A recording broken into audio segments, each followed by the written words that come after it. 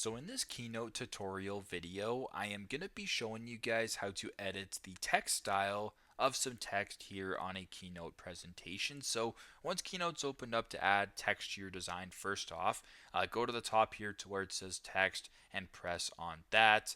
Now, once you're on text right here, if you want to change the style of it, make sure that text is selected. So I'm just going to go ahead and type in a text style just like this. What you can do is press on the text right here. Make sure that style is selected. So if layout's selected, go ahead and press on style. You can change this to whatever you want. So you can change this to a title small. You can change this to a quote, maybe a heading, whatever the case may be. That's the simplest way to do it. But you can also go ahead and change the font. You can go ahead and change, italicize this, make it larger or smaller. Make sure that it's ultra bolded, whatever the case may be. A lot of different styles right here that you can add or subtract to the text font. So very simple, very straightforward, but that's how to edit the text style on a Keynote presentation. Thanks again for watching, and I hope this video helps.